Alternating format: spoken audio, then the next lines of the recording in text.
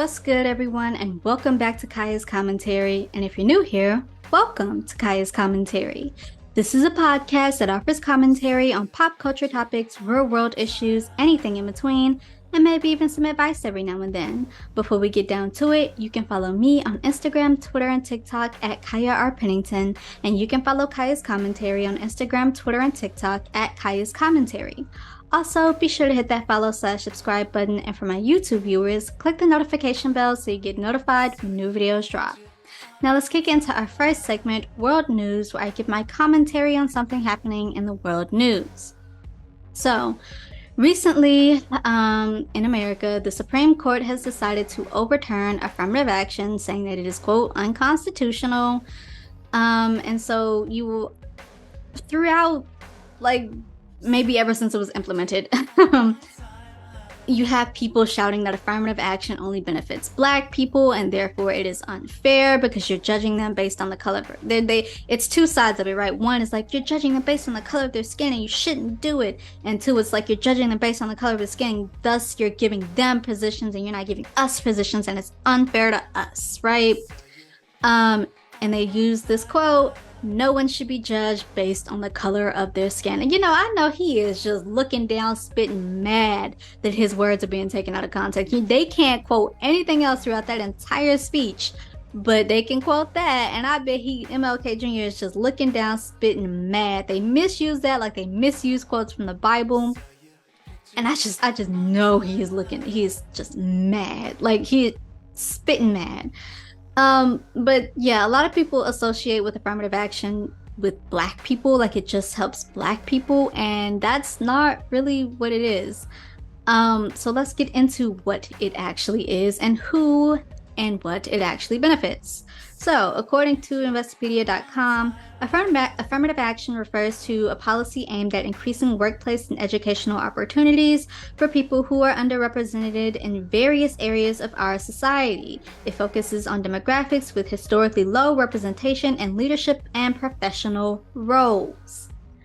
So that is not just a Black people thing, right? That's an Indigenous people thing. That's a person of color type thing, which real quick, Black, Indigenous, people of color. This is why we're not all referenced to as people of color. This is why Black and Indigenous have their own letters, because you have had a lot of people of color from different backgrounds shouting that affirmative action is unfair and there's no way this Black kid got into this Ivy League school and I didn't. They must have gotten in simply because of affirmative action, which real quick, what shall you blame now when you still don't get into your Ivy League university? When they start looking at you like a person of color, because that's the only thing they will ever see you as, and you still don't get in.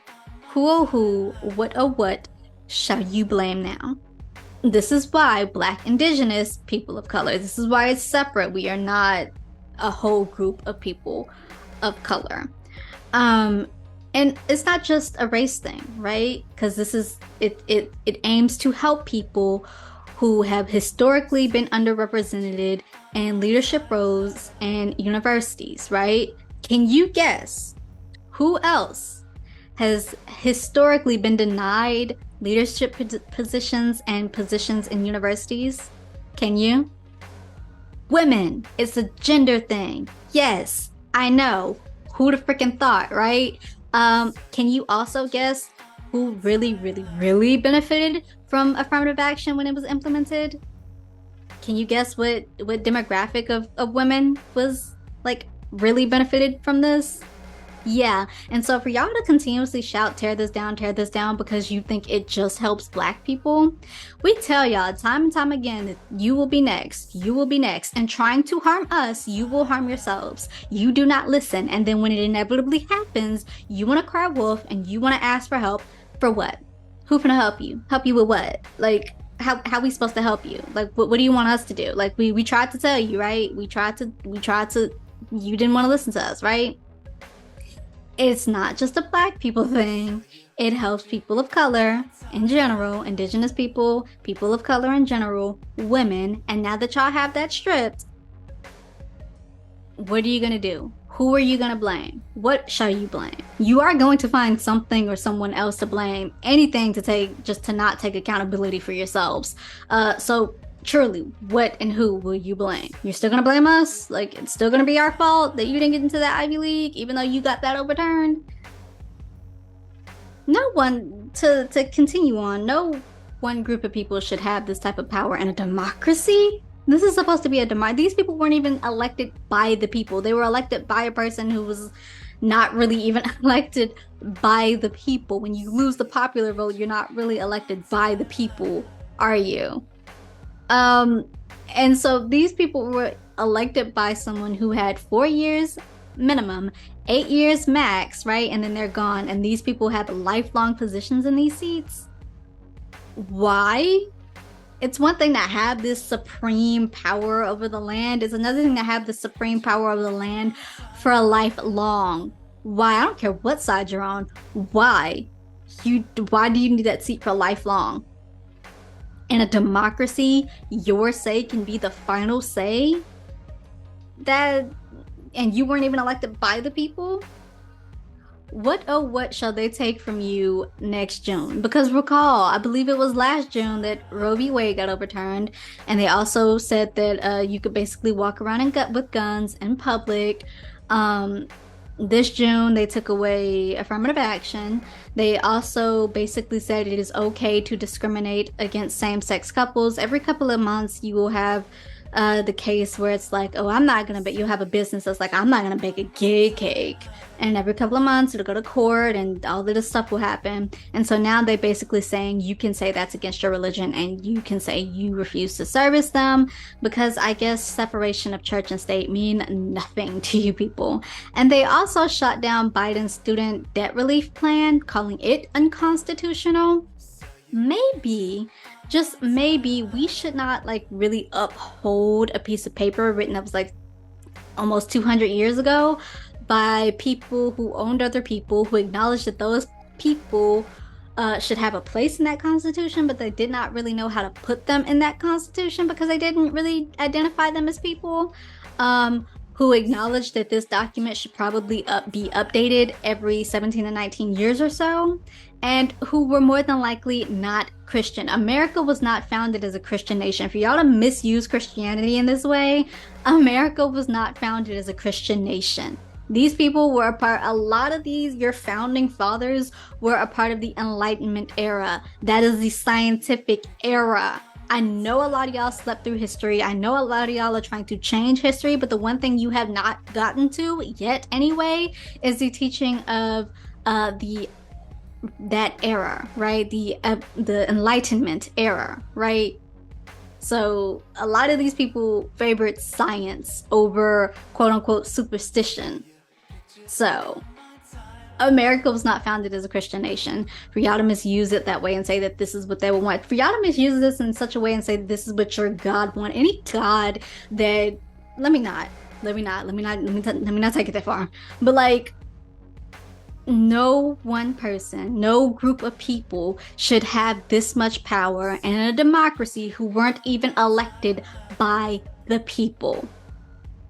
What oh what shall they take from you next June? That should be that this is the type of power to be feared. This is the type of power that causes civil unrest and revolts and revolutions. I'm gonna stop there because if I go any further, it's gonna get into anarchy. So I'm not gonna go any further. But this is the type of power that should be feared, especially when we did not elect you. We, the people, did not elect you. I don't care what side you're on.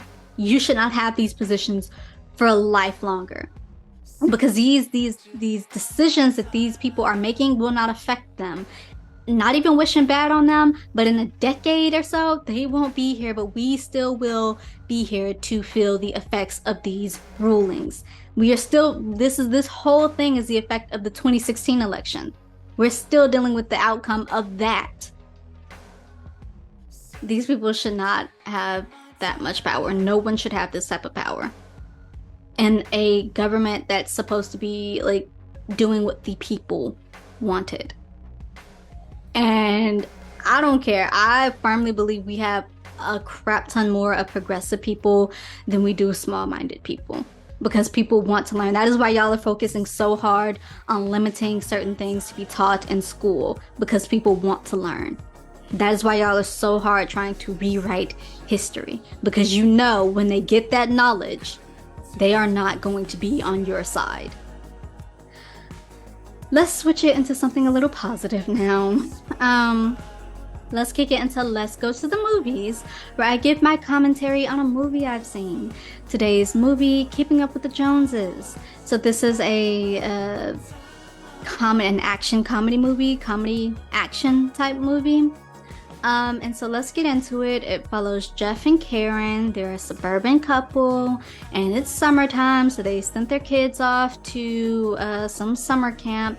And so they're trying to figure out what to do with their summer. They kind of have gotten into a routine where it's like, oh, nothing ever really happens to us. We're not bored with each other. We love each other very much, but we do live a life that's a little predictable and kind of boring. So what can we do? So they're thinking about things to do in their home. On summer, they're getting a little wild with it, right? And then they realize, oh, that wildness might burn down our house. Maybe we don't take it that way. Maybe we just go watch a movie and stay with our predictableness. So like, yeah, let's go make some popcorn and watch a movie, right?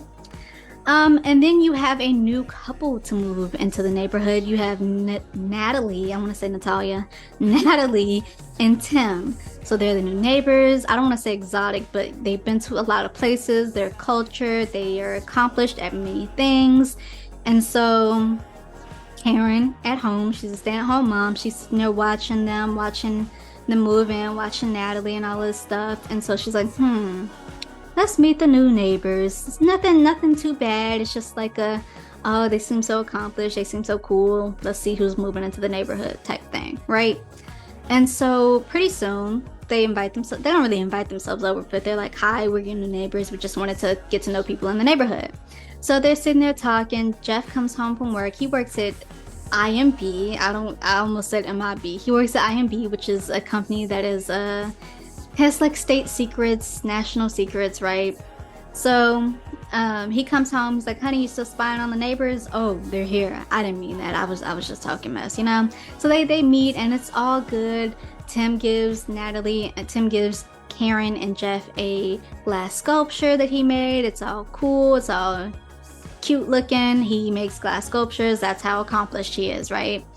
And so Jeff and Natalie, my God, I am gonna mix up names today. Jeff and Karen, they invite them to this little festival party type thing that the neighborhood has every summer, and they're like, okay, cool, we'll go to that. We'll see you guys later.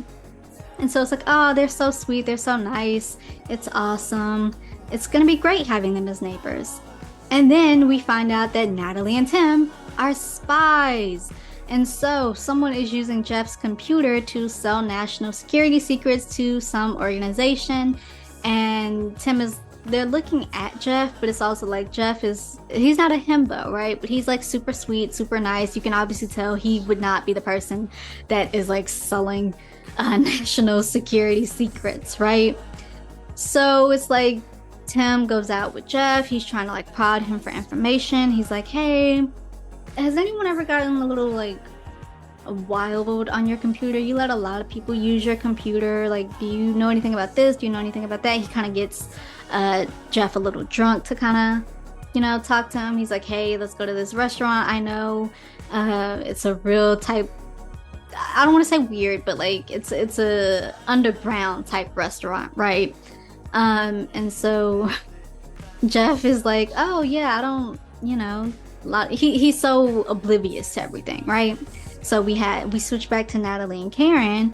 So Karen quickly notices that something is a little like off with them. Like they're so accomplished, they're so this, they're so that.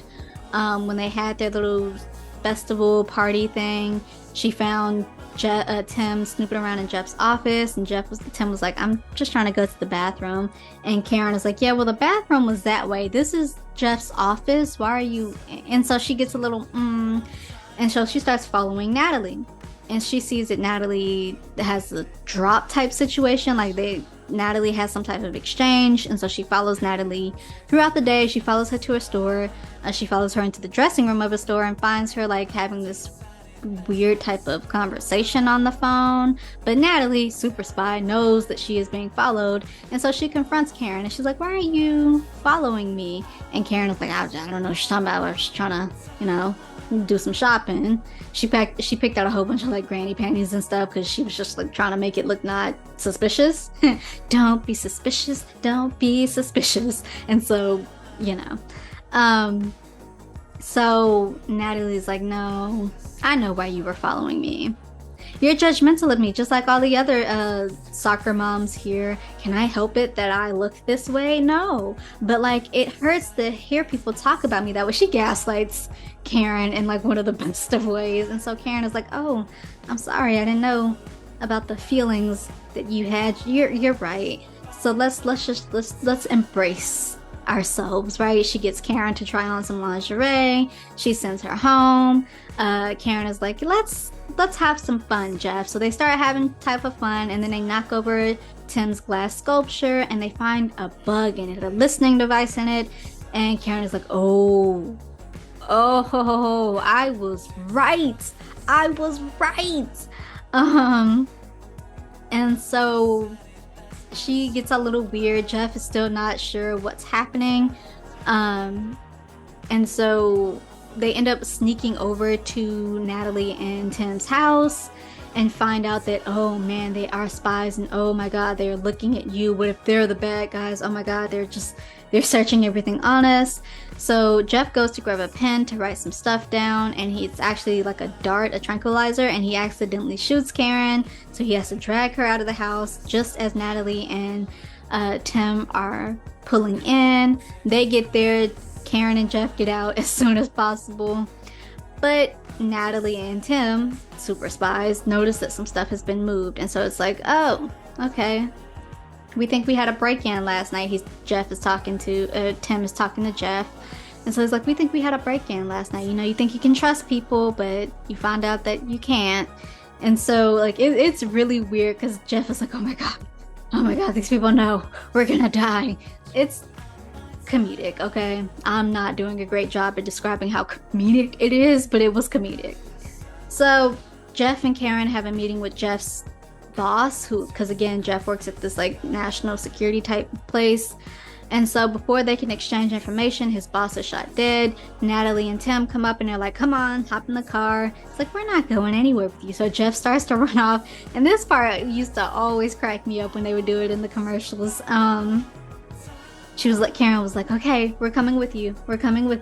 And she's whispering to Jeff, she's like, on the count of 3, we're gonna run, okay? 1, and Jeff takes off. And she's like, what are you doing? I was getting a head start on your wife? Like, y'all, it actually is really funny. And so Natalie and Tim, although they can't explain everything because super spies, they're like, yes, someone's using your computer to sell secrets. So yeah, we were looking at you. We know it's not you, but if you could help us find anything that, would help us, that would be great. And so there's this big shootout scene, awesome action type stuff where they're driving in the car. Natalie shoots out of the car. It's all cool. It's all awesome.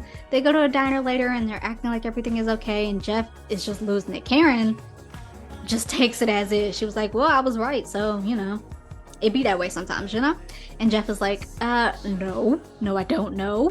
Are you super spies? What's your real name? What is this? What is that? And obviously you're like, we can't tell you any of that. Like, are you guys actually married? Okay, we are actually married. We can't fake that. So they go back home and Natalie and Tim are like, yo, kind of like forget everything you saw. Like, don't even worry about it. It's all good. They go in their house. They're having an argument because when Tim and Jeff are having their little like get together, Tim kind of mentions how he doesn't really like his job. And so Jeff is like, you told me you didn't like your job and that seemed real on my end. I'm like a PR type person, HR type person. So that seemed real on my end. Natalie gets upset. What do you mean you don't like your job? How could you not like your job? What we do is awesome. So they're in this little argument, but then Natalie steps on like a plate, like a trigger that like a bomb trigger. And so their house blows up. and we're thinking that they're dead. Whoever was after them, they're dead, and now they're coming after Jeff and Karen. And so they're rushing to pack up stuff, and then their lights go out. It freaks them out. They go down to the basement, and you have Natalie and Tim. So they actually like dove through the window before the house blew up, and I guess that saved them. Like they dove through the window, and the explosion just exploded above them, and they're like right here on the ground. The house is right here. Anyway, and so we finally figured out who is using Jeff's computer. It's a couple from the neighborhood, and they're like, oh, we live this really expensive lifestyle, so we kind of needed the money. So Jeff and Karen go undercover to meet with the boss that the other couple was supposed to meet with. They kind of screw it up, but not really, because like it's their first mission. They're like, you guys are civilians, but you don't have to worry about anything. We're there to have your backup. We have backup. It's all good. So when Karen and Jeff inevitably get found out, Natalie and Tim's bosses are like, yo, accept the casualties. Come on. Natalie and Tim don't listen, and they run in to get their friends, and we have some more awesome fighting and some more comedic action. Like Jeff tries to like break the glass, like jump through a triple pane window, and they're like, yo, you gotta break that first, you know, like you can't just do that. But nice effort, buddy, nice effort. Karen has a gun. She pulls out, she's like, stand back, and she shoots. And it's like, what is going on? How did you get to be like the cool boss ass type spy? Like, you know? So they dove through the window, and they drop a couple of feet into a pool below. And there's a bomb, so the bomb blows up, kills the bad guy. They go home, and Natalie and Tim are like, all right, we got our man. Y'all are good to go. Don't worry about anything else. Live your life. If you ever want to change careers, just let us know, but like, just go live your life.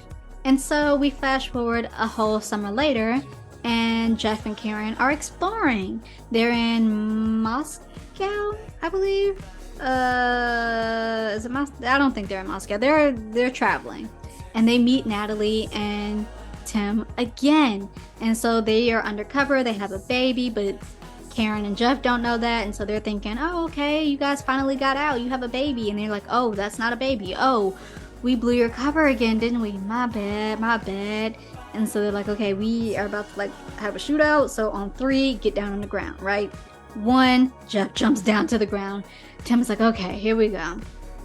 And so they're storming off to do their thing, and Karen's like, oh, they're so awesome. Yeah, they are, oh my gosh. And that's the movie for the most part. Just a simple overview.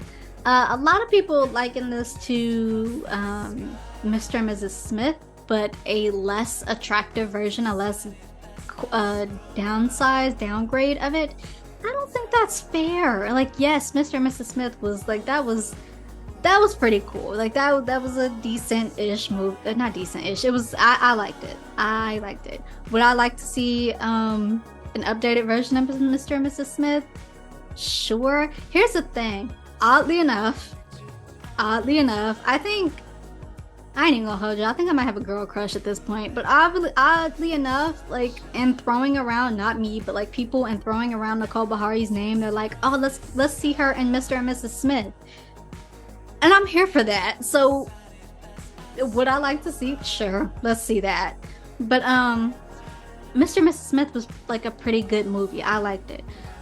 This sure has the remnants of it, but Mr.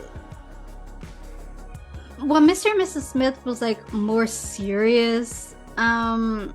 This was more comedic, and I appreciate that. You know, like I appreciate, because I honestly, you're a super spy, but you cannot tell me there's never been a super spy in suburbia that got found out. I bet you suburbia is one of the hardest places to keep an identity, because people are so close-knit and nosy, right? Like, this was funny. I liked it. I enjoyed it. I don't think it's fair to say, oh, it's a downgrade of Mr. and Mrs. Smith. Is it like a remnant of it? Sure. But is it a down? I don't think so. I think it's comedic. I think it is a trope.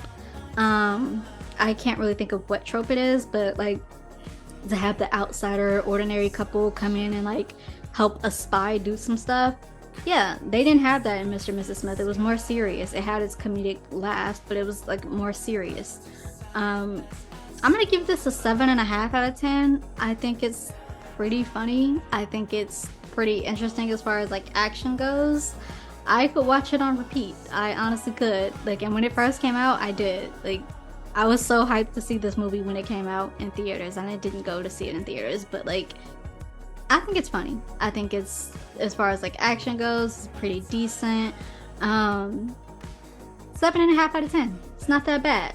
I certainly wouldn't say it's like, ugh, Mr. and Mrs. Smith, but downgrade. Like, no, I like this one. It wasn't like well received. I like it, but then again, I like movies that apparently like people deem bad. I'm not gonna say I like bad movies, but I like movies people deem bad. This wasn't a bad movie. 7.5 out of 10. With that, let's kick it into our next segment, What Drives Me, where I give my commentary on something that drives me. Today's topic, let them stay platonic. So this is kind of like goes back to my the world of shipping videos. Check that out in the Kai's Commentary Rants playlist. But it has been, I don't want to say it's been like a phenomenon, but like it has recently been brought to my attention more that people intensely hate shipping. And a specific type, like people hate shipping, but it seems to be more so when it's a black woman, white man, right? It could be Abby and Crane, which I'm going to talk a lot about in this segment. Gwen and Arthur from Merlin, Iris and Barry from The Flash, Damon and Bonnie from The Vampire Diaries. Who else? There seemed to be one more. Sid and Carmi and The Bear, which I'm going to talk a little bit about. So spoilers for The Bear, I guess. And it has brought it to my attention. Like, did I kind of notice this? Yeah, but like, did I notice it? No. So let's get into it. Like, you will have this conversation that, oh my god, I hate shipping. Why can't men and women just stay platonic? And yes, that's a fair argument. We do need to have more shows where men and women can be like friends.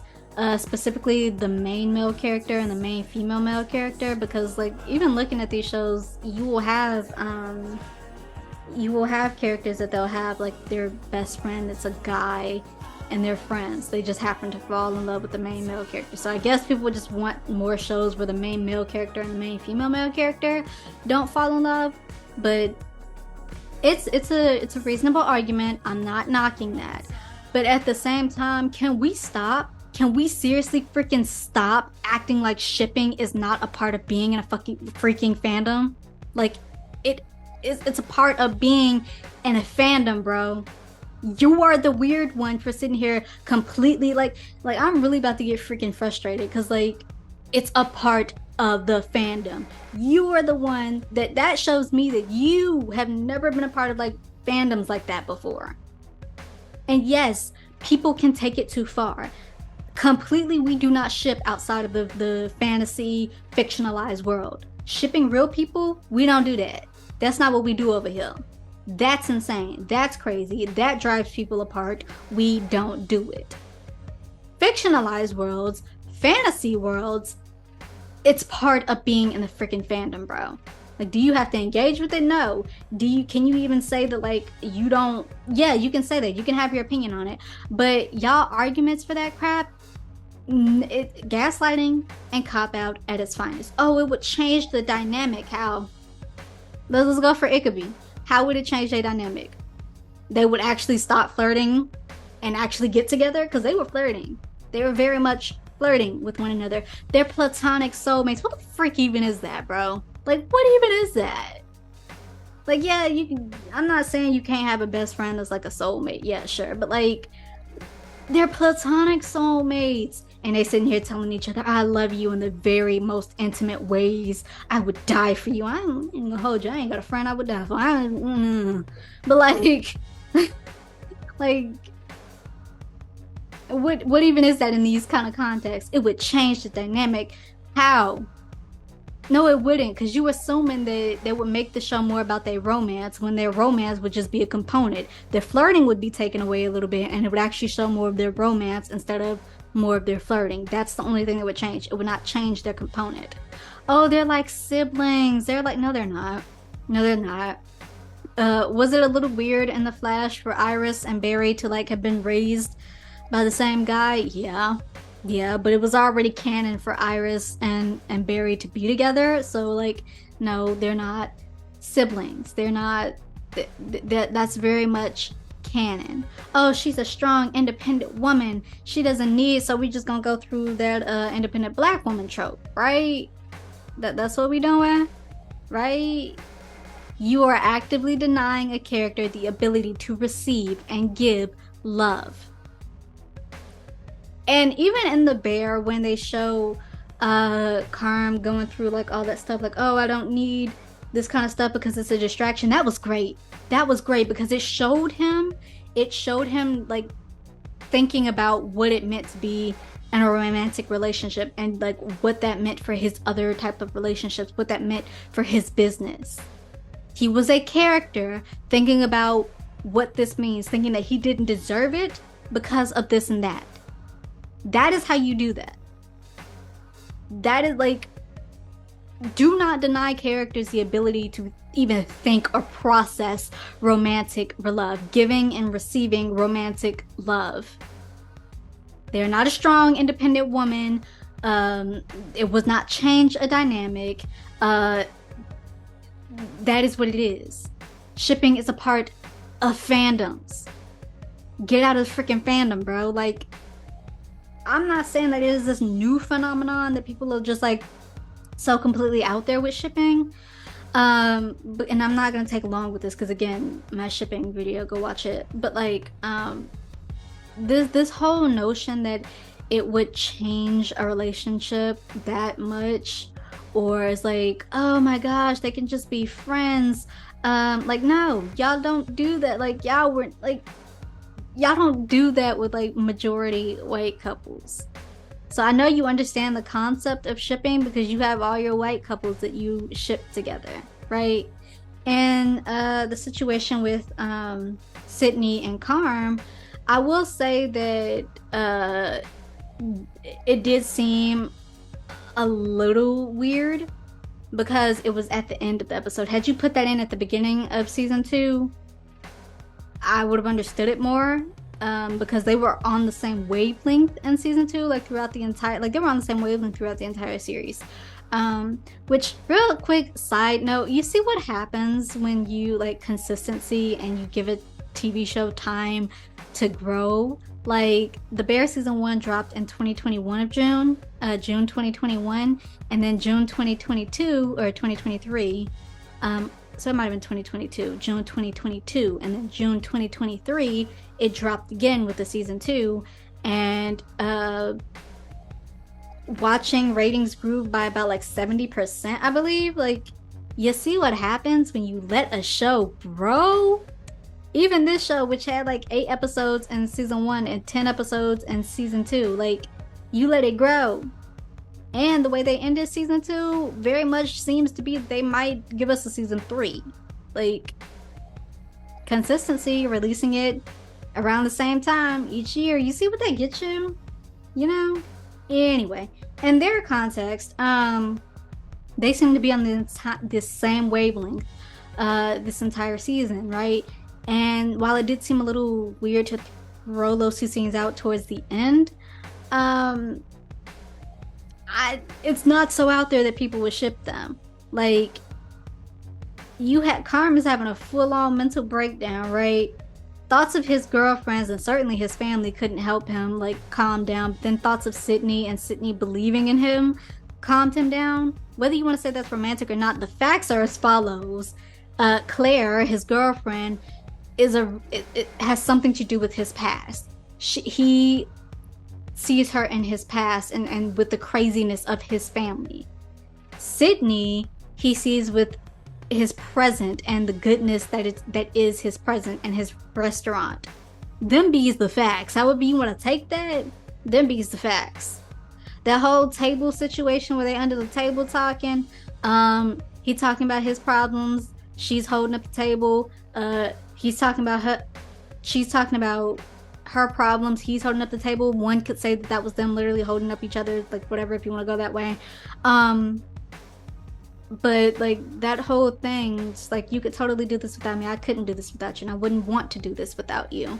And they have that little pause, a little awkward pause that's like, oh dang, that was a little intimate. Like, but yeah, I have that thing for you. Oh yeah, you know, like those that could totally be received as something more. And you can't hate on people for seeing that, because let's be real, I don't believe in putting boundaries on your significant other. You can't say that person makes me uncomfortable, so you should like stop hanging out with them because they're your friend. Like, you can't. I don't, you know. But if y'all if y'all did half things with your quote unquote friend that Abby and Crane did together, that Damon and Bonnie did together, that like Carmen, like if y'all have that, your significant other should be worried. You would be worried as a significant other, and rightfully so. Like, me personally would never want to be someone's piece the way that Sydney seemed to have been Carm's piece, because that can easily develop into a toxic codependency, right? So on that level, I would never want to be. But if I found out my significant other, like some other woman or whatever, a person like that was their piece like that, and I was just like going and feeding into the chaos of their like, bro, come, let me go, because clearly that's not a help to you. Merlin and Gwen and Arthur, right? So a lot of people sitting here shipping Merlin and Arthur, and that's a platonic friendship, right? That's something that you would shout had all of that been happening with Gwen and Arthur. That's something that you would have been shouting, oh my god, it's platonic, they just love each other in a romantic sense, like it's in a friendship sense, it's platonic, right? They don't like each other like that. But Arthur and Merlin have that same type of stuff, right? And it's romantic, it's canon, when actually it's Gwen that's canon. Now, was Gwen completely underdeveloped? Yes, but that's a problem in and of itself. And she had her moments where she would speak out, and it was completely problematic that when she finally became queen, she became like less spoken out. But that's something that y'all should have been focusing on and developing that. But instead, you took this friendship and you tried to make it romantic. Like, how does that work? I thought in that type of context they were friends. And real quick, let's talk about friends to lovers, because I bet half the people shouting that Abby and Crane, Merlin, Gwen and Arthur, Iris and Barry, Damon and Bonnie, they're just friends. I bet half the people shouting that they're just friends are also the same people who be like, oh my god, friends to lovers is so superior to any other type of trope. What do you think of friends to lovers is? What do you think of friends to lovers is? Do we need to show that men and women can be platonic in sense? Yes.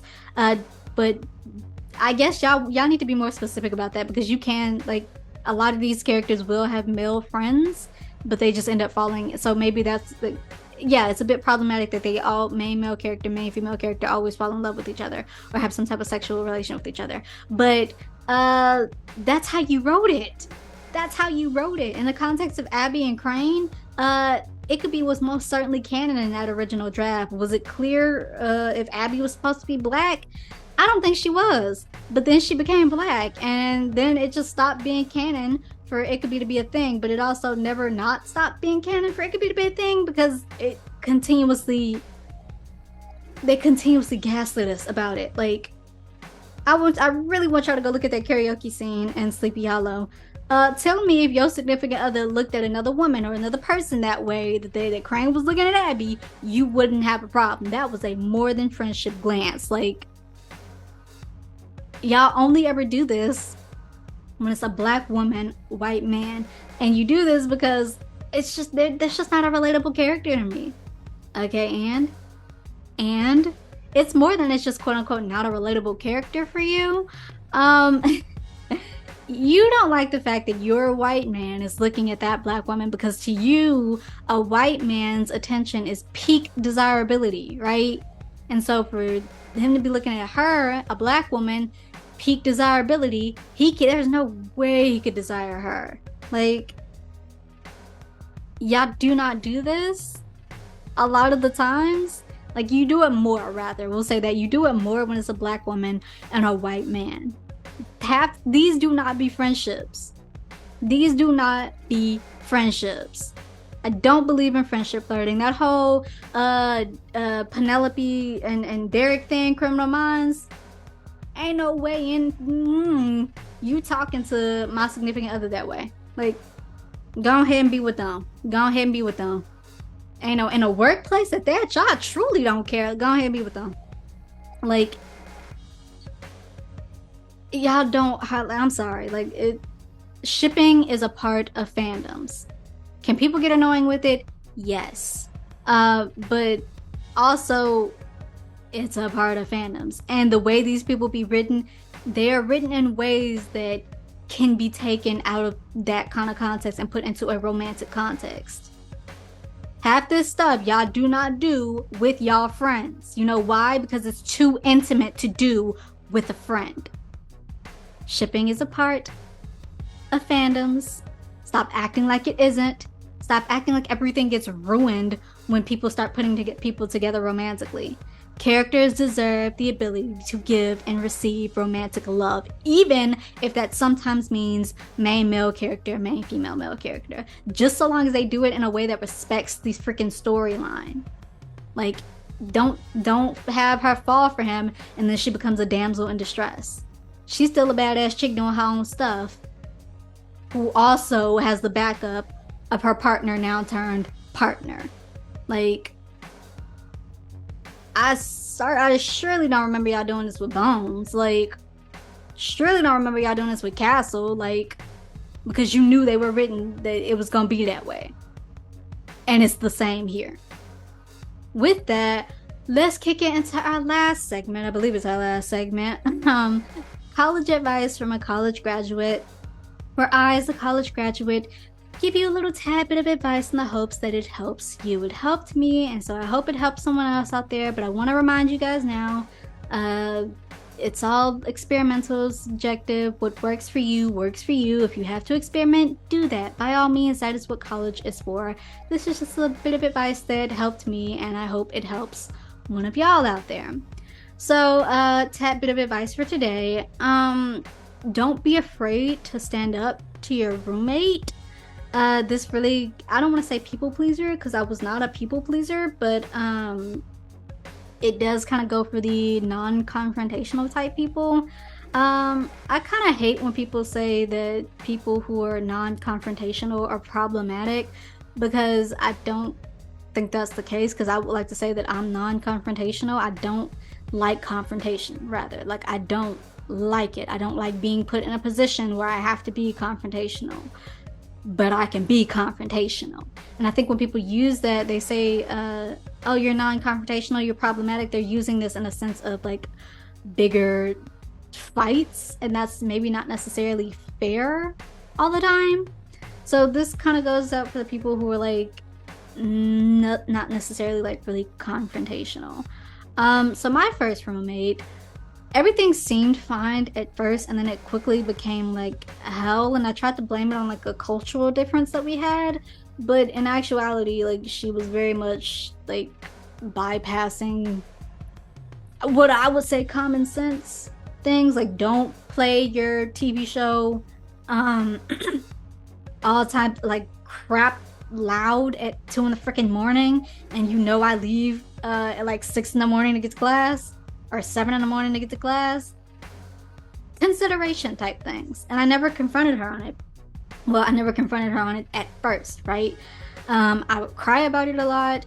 I would like put in headphones, and like I charge my phone at night, so like I would waste my battery in the morning, and then try to like recharge it during the day. All this to just not confront her, because I felt like you were doing it on purpose, because that's a common sense thing. Why would you play your stuff without headphones, 100% blaring at 2 in the freaking morning. Like, so I didn't like really talk to her about it.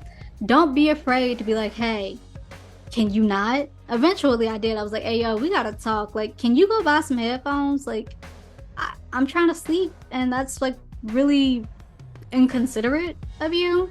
And then I left. Like, I left. Like, one day she was just like out all day, and I just packed up my stuff and I moved into another dorm. But like, don't be afraid to do that. Or God forbid, like I knew somebody who, like, her roommate, truly roommate from hell, had her boyfriend. We were in an all girls dorm. You could not have your boyfriend on any of the floors. They could be in a lobby. Males could be in a lobby. They could not go up to any of the floors. Had her boyfriend in there, and it was actually in the process of doing stuff, right? Maybe this is the one part y'all don't need to listen to me on, but like, I'm just gonna be straight with you. I'm not confrontational until I am forced to be confrontational. See, me, I would have sat up and be like, oh, wait, y'all, hold on. Let me get some popcorn because I know this is going to be good. Hold on. Don't start without me. Let me get some popcorn. Wait, like, I'm going to make you feel as uncomfortable as you made me feel, because why would you do that?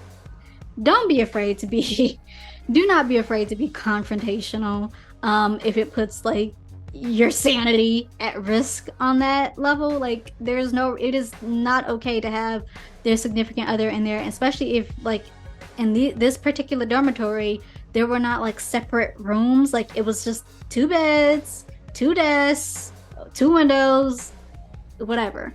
It was all one room. Okay.